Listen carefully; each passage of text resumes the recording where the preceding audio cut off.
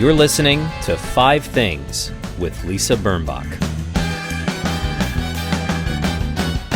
Hi, it's Lisa Birnbach, and I'm thinking about love. I'm thinking about love because Daniel Jones, the longtime editor, founding editor with his wife Kathy Hanauer, of the Modern Love column in the New York Times and on Amazon Video, is here. And I have a million questions for you, Dan, and thank you for coming into the studio. It is good to be here. You have been reading thousands and thousands and thousands of submissions about love, personal essays, very personal essays, for 15 years. And I am wondering what big shapes you see in terms of romance is dead, or heterosexual romance is dead, or people are only writing about what happened when they met someone on Bumble. What's going on out there? Man, that's a really big question. It's a big question. That's a big subject. I mean, there've been, to me, the biggest change is technology in relationships, and how many changes that's caused that I'm not even sure younger people understand, like how different it is. Yeah. One big one that I feel like has all kinds of ripple effects is this idea that people under a certain age, I don't know if it's 30 or 35 or whatever, often will only date strangers. Like they'll find, they'll be using dating apps, and 99.9% of the people on those apps are going to be strangers.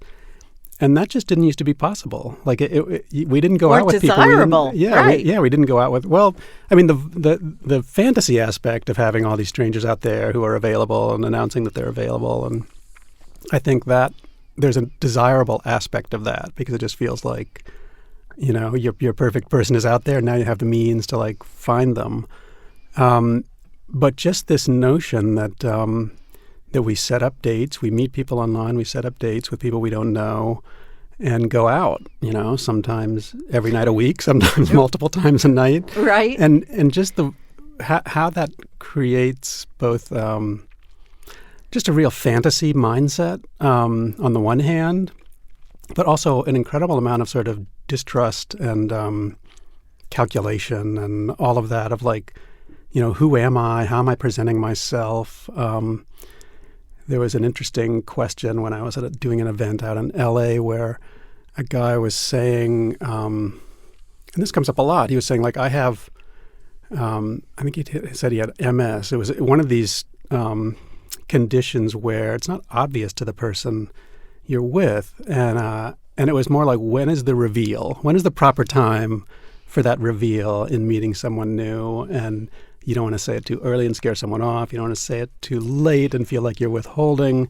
But like that, when you were in school with people or working with people or had family friends, like they all knew that you had MS. Right. They knew Right. those basic facts about you. And so that's sort of the brave new world to me, is just this idea that now it is normal to go out on dates, often every date you go out on, with someone you don't know anything about except how they've packaged themselves. And it's an ad.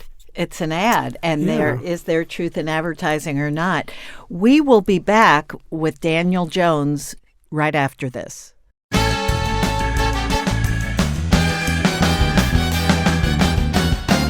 The thing that's interesting, Dan, about the dating apps, and you probably can discern amongst them better than anyone, is that Tinder was supposed to be more hookup culture than relationship. But that's changed because the New York Times talks about weddings all the time where people met on Tinder. Mm-hmm. And then there's Bumble and there's Hinge and there's Cupid. Okay, Cupid, is Match still around? I guess that's so, old school. Yeah. And do you find that the relationships that emerge from the apps have different qualities from meeting someone at work or growing up with someone?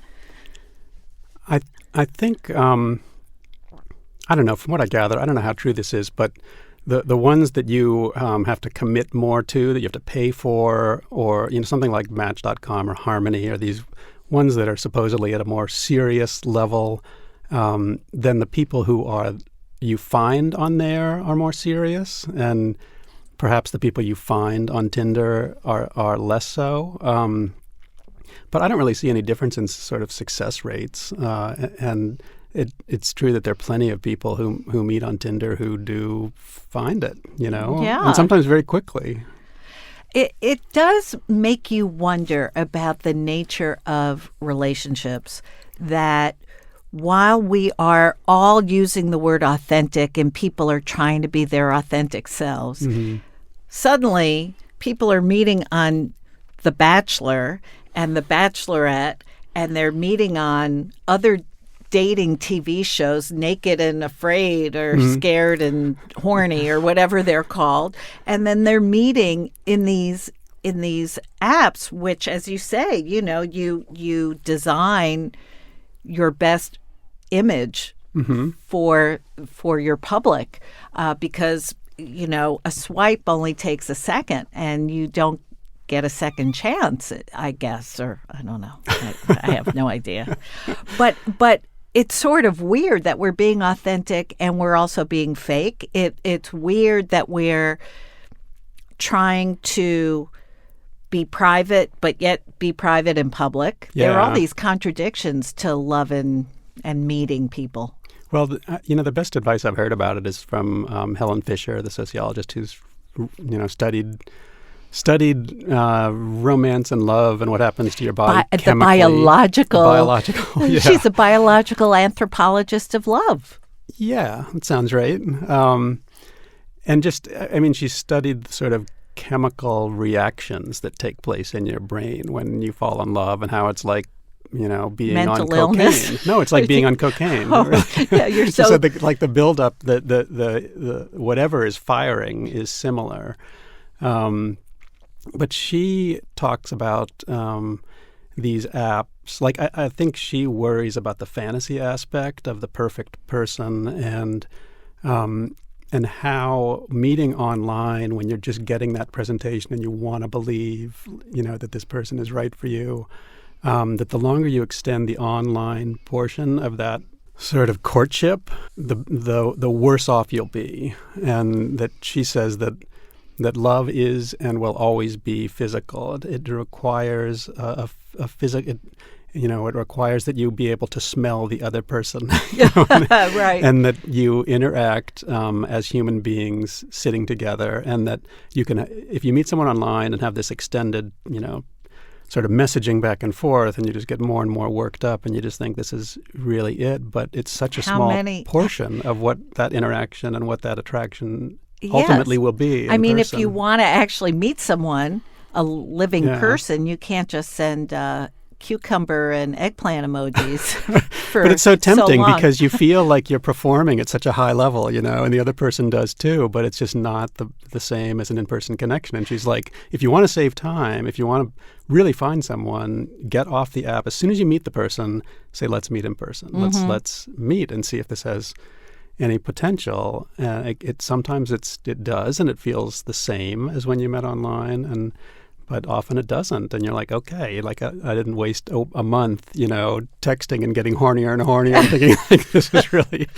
what it's going to be, and sort of planning the house and the country and all of that. Do you feel that young people, I guess, college age, you have a kid that age, right? Yeah, a kid who's just not long out of college and one who's in it. Right. So they don't seem to be having the same patterns in relationships that we had. And I'm not saying this because I know what your social life was like, but we went to parties in college. You didn't really call them dates, but you did go out with people. You'd go out for dinner, go to the movies, whatever, and have relationships, and they got kind of serious. I don't think college students' relationships are getting very serious anymore. I think everybody's afraid that the next date will carry a mattress around campus for the rest of. Oh, you're working that angle. Well, I was gonna try to find an elegant way to get there. I don't know. I mean, I hear mixed messages about that. That there are an awful lot of high school students and college students who are pretty conservative when it comes to relationships, and that it's not the sort of Tinder free for all hookup culture that is talked about so much. I think they're scared, actually. Yeah. I actually think that because they have spent so much of their downtime looking into a phone or on a laptop or something, that they don't have the social skills that people once had to have in order to interact. I think that's true with some people. I think it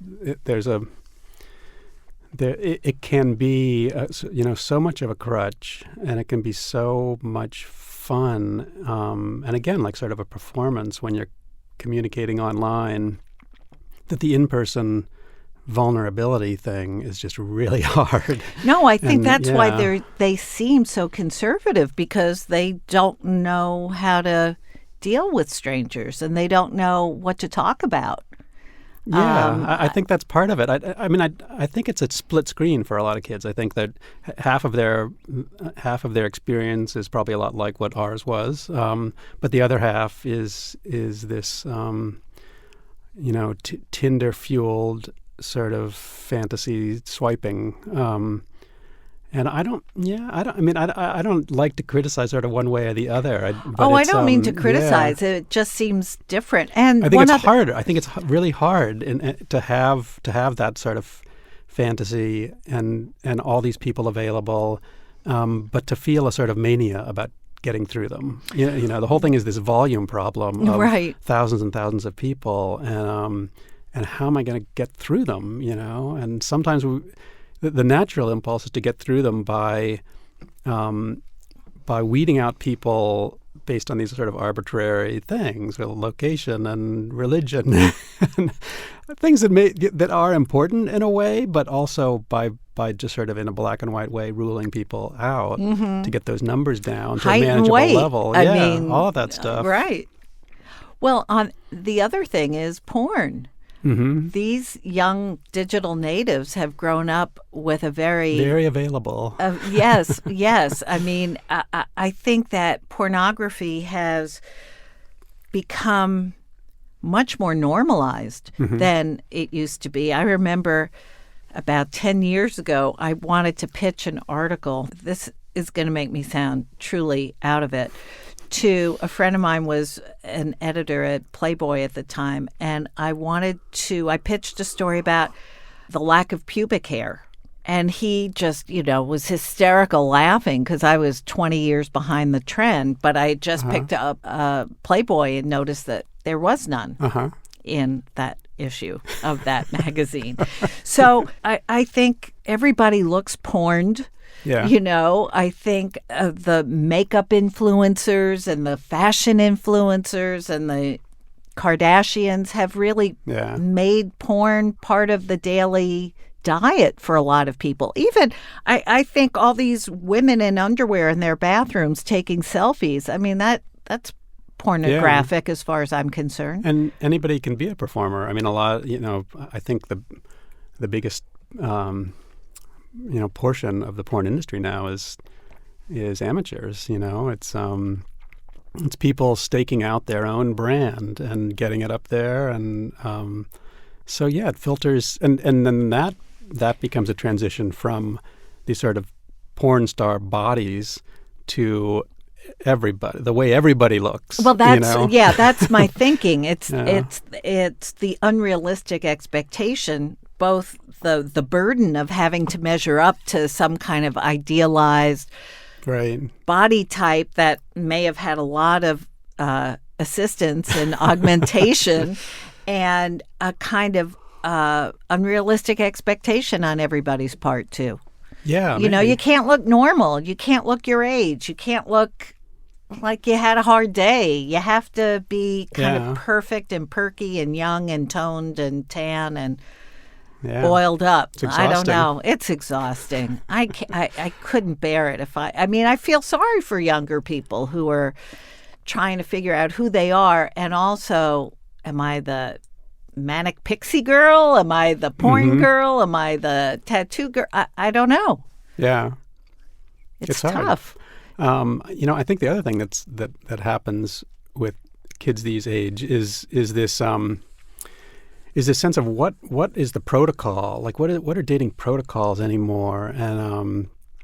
And I feel consent like and assault or right. It's I think it's really at the front of a lot of their minds. More, really more in these sort of Me Too, post Me Too time. They get these confusing messages from colleges and universities who are grappling with these problems and how to approach it from an administrator standpoint, and saying like that if anyone's had anything to drink at all, then they can't consent, and like how realistic is that when you're out at parties and bars, and you have to watch your drink, and how much is if we did this as part of Modern Love, a sort of joint project with the gender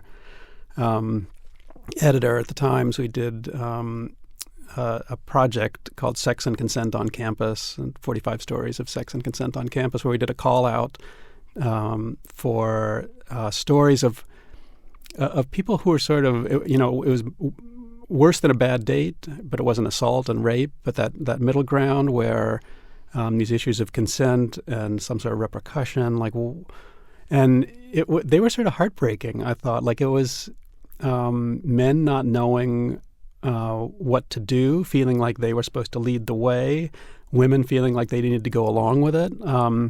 And instead of a lot of stories, our fear was getting a lot of stories that were men just sort of trampling on women in obvious ways. But the real story was women consenting to sex they didn't want, over and over and over, and to tease out why they were consenting. And a lot of it had to do with like not wanting to seem like a prude. Like, this is what was expected, and I didn't you didn't in the past. You didn't want to have the reputation as the slut, right? And now you don't want to have the reputation as the prude. Oh, man. And like that's where, in a way, sort of that's where, I don't want to say equality, but it's more sort of an equal playing field in a way where no one is really sure what's okay and what you're supposed to say, and women being turned off by a man saying, "Is it okay if I touch you here? Is it okay if I touch you here? Is it okay if I undo your pants?" Right. A basic level confusion where some women were like, "Well, I don't stop doing that. Like this is sort of ruining the moment." Other women who are like, "Well, that makes me feel safe to have that conversation." Right. But yeah, it's the old sort of protocols have been, sort of blasted away by all of this, and I'm not sure anyone's really figured out the right way to replace it. Well, there's, this is why HR departments were set up everywhere. This is why they're intimacy coordinators. Somebody can figure it out. Yeah, but nobody really has. Or we're not all at the same place at the same time. So you may have come of age with a very smart parent, and you've had some very good talks, or big brother or sister's help, but maybe she hasn't or he hasn't. I mean, it is very confusing, and add on top of that the new expectation that you could be, not an expectation perhaps, but the added challenge of gender issues and new fluidities of all kinds. Mm-hmm. I haven't seen too many essays in the paper that are about trans romances, have I? I don't feel We've had some over the years. But it was sort of a big moment when we had our first, because which was probably eight or so years ago. But I remember that for years, like we didn't even receive a submission on that subject. Normally, if the odds of getting published are sort of 1 in 150, you figure you need about 150 essays about any subject before you're going to find one that really works. And we really hadn't received any on that topic. And I think a lot of it was that it was just not, it was too scary to talk publicly about something like that. I think the speed with which gay marriage became sort of won public approval and became legal and all of that sort of pulled along, and became suburban. Yeah. Well, and it sort of pulled along, other marginalized groups in its wake. And people started talking about trans issues, and we started receiving essays about them, and we published a bunch. I don't think we have in the past year or so, but we've covered it from a few different angles. Yeah. You also got to see the exploitation, in the best sense of the word, of the columns as a TV series on Amazon, which has been phenomenal. And what casts and what tremendous commitment to the essays. I love them, and I loved how the Times reprinted them once they made it into TV land, and it's been exciting. What I find interesting is that sometimes I like to read them more than I like to see them, because I have already created my image of the storyteller. Right. Yeah, it's an interesting experience for me, because for all these years, and really until the podcast started, which was about a little over 4 years ago, it was just the column. It was just the printed column, and for me, like, I'm not really the readership in terms of, like, I don't get to read these things as the reader does. For me, when I take things on, it's sort of this editorial problem, and nothing ever comes in completely clean. And some are problems where just the subject matter is really dicey, and so I'm working on it more, and I'm stressing out over it more than I'm appreciating it. You have to fact check, you have to edit, you have to. It's a fun job, but it's a job, but 15 years I know, of it. I know. That's a lot of love. It's a lot of love. Is it too much love? And some hate too. And some hate. Yeah. But what I was going to say about these different forms it's taken, which in some cases has happened, I think, because it's gone on long enough where there's this archive of material that people see and that they can sort of tap into and repackage. And but with the podcast first, it was the first time when these stories were sort of presented back to me as an audience, where it's someone else's skill, both the people who make the podcast and the actors, who at times are just so good at bringing their emotion and their experience to these stories. And I didn't expect that. I just thought the idea of reading an essay. I've gone to a lot of readings in my life. Yeah. Some of them have been really boring and hard to sit through. And I had this image of, like, well, how's a podcast going to succeed with people just reading to you?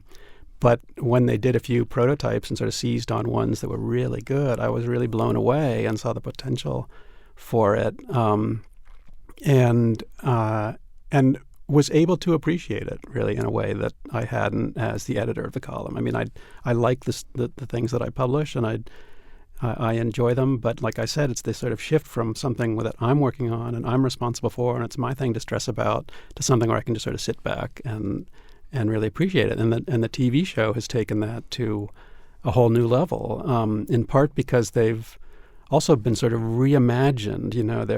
They've been dramatized, so some of them stuck closer to the original essays than others, but in a couple cases they were really just leaping off points for the filmmakers and the screenwriters to see what else is in here and see how we can create this as a 30-minute movie.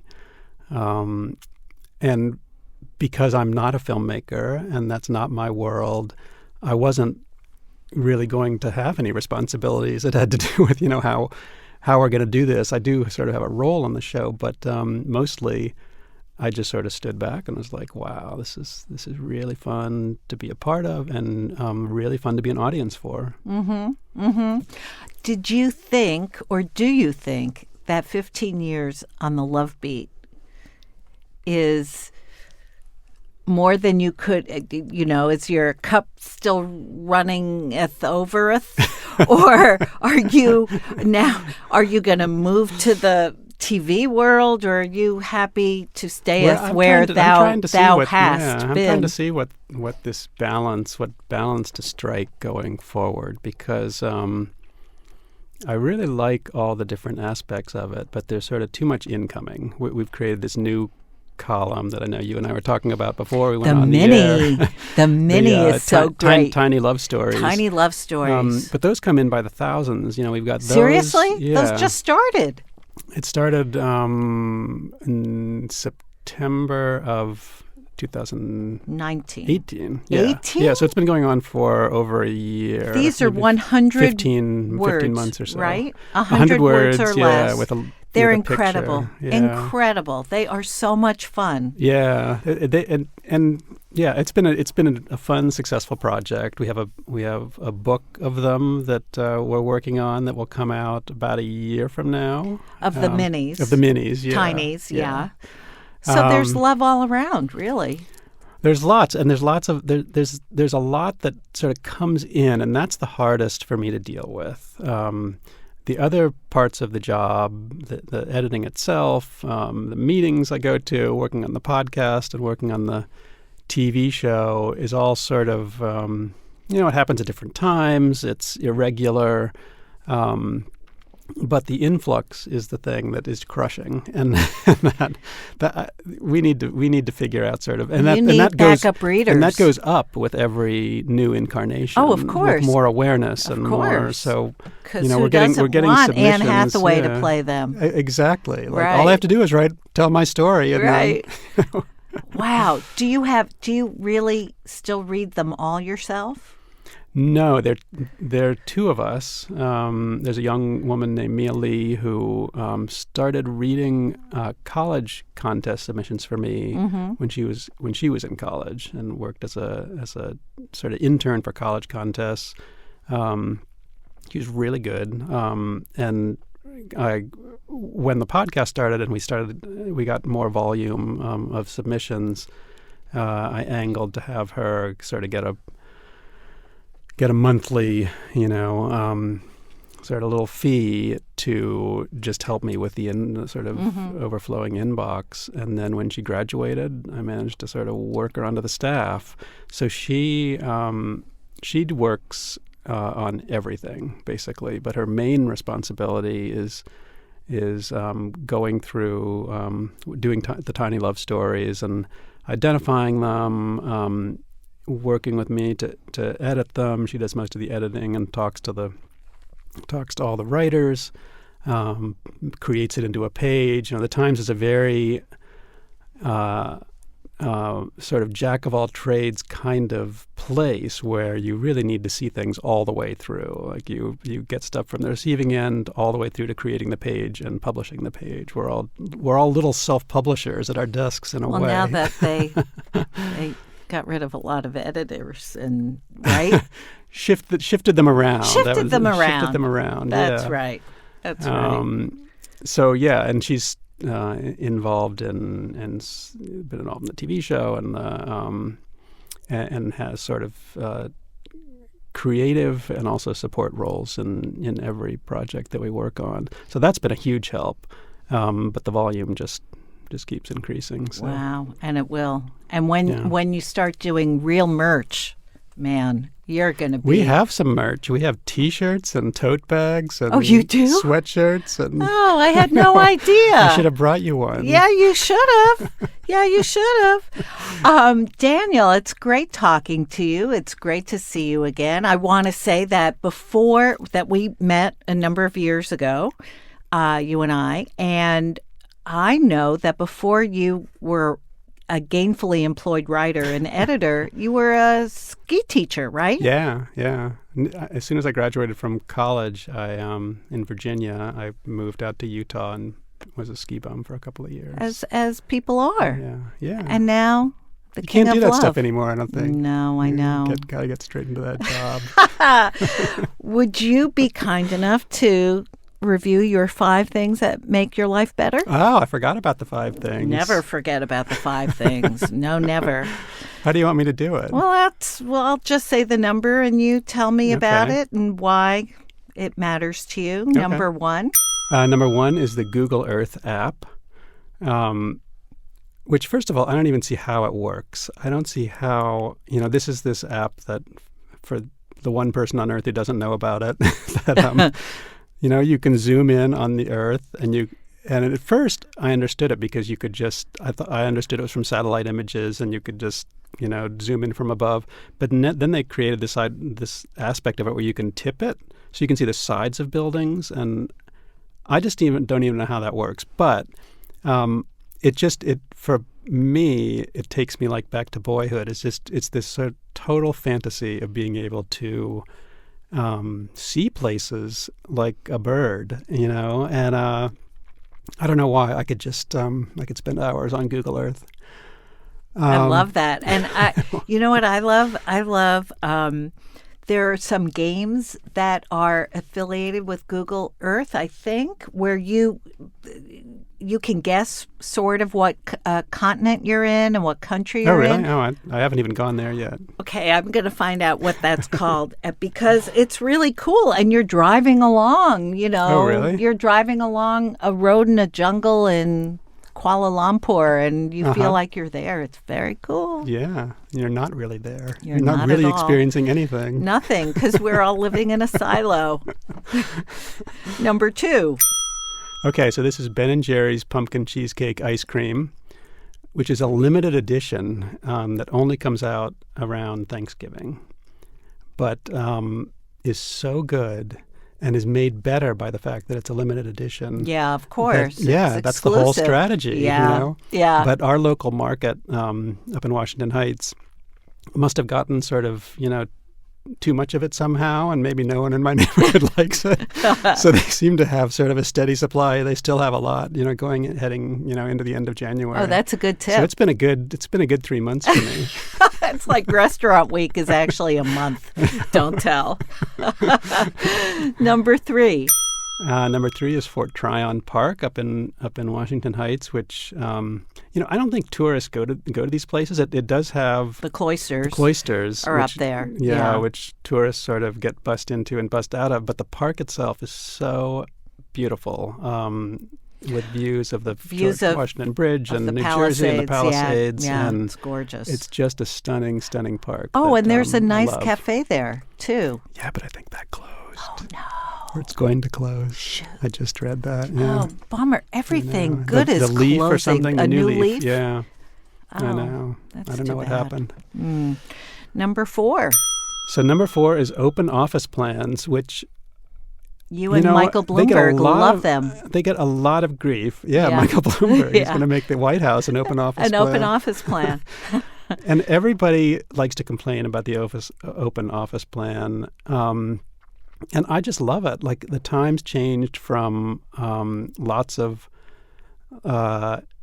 anyone senior had their own office, and then everybody else had these huge, really huge, big wooden carrels with big high sides on them and all of that. And you really had to make an effort to go talk to somebody. And in the open office plan, it's true that you hear people's phone calls and you hear you're in very close quarters. But I like it because I'm sort of a shy person, and I would not make the effort to go talk to people. And so now it's just, you're all in one big playroom. It's sort of, it's a little hard to make phone calls if you need privacy sometimes, even though we have some rooms for that. But the open office plan is great. It's great fun. Well, and also you may get tips and directions and help when for you're me, it's like the a story. Starbucks sort of syndrome of where I work better if there are people around me making noise and working than I do in total silence or isolation. So for me, it makes me more productive. And number 5? And number 5 is also sort of counterintuitive. It's the Metro North New Haven line, which is my commute, which is only twice a week. I come spend weekends in Massachusetts and then come down and park on in a Metro North station. And for some reason, instead of dreading that train ride is always a good thing. I'm not even sure why, because I like going to the city. I really do. Like, I just feel like leaving the country and heading in feels energizing and fun, and like I'm about to have a good week of exciting things happening. And then it's really nice to leave, and I go and get the same. I go to Grand Central and get the exact same sub at the same store every day, and I so look forward to like sitting on that train, taking out that sub, and heading out into the country, and it's just sort of a moment of joy that never gets old. The transition both ways. Yeah. And do you listen or read or nap, or besides the sub? The best me reads. The weak me gets on my phone and scrolls through Twitter and stuff like that. But I'm trying to be better. We're all the weak you. No, I have one of my resolutions this year was to read on my commuting time instead of like a book. An actual instead book of with instead paper. of scrolling mindlessly through Twitter, and I've done a pretty good job of that. I'm Excellent. not perfect, but better. Well, we're all the weak you, and we all want to be the better you. And it's really fun talking to you, Dan. Thank you too, so Lisa. much. It's been a pleasure. And now, my 5 things. Number 1, lunch with friends. I know it doesn't sound like a big deal, but very often I spend whole days alone in my apartment writing, which I consider wonderful. But I forget that I'm allowed to take a break and see a person and have a conversation. I really do appreciate that.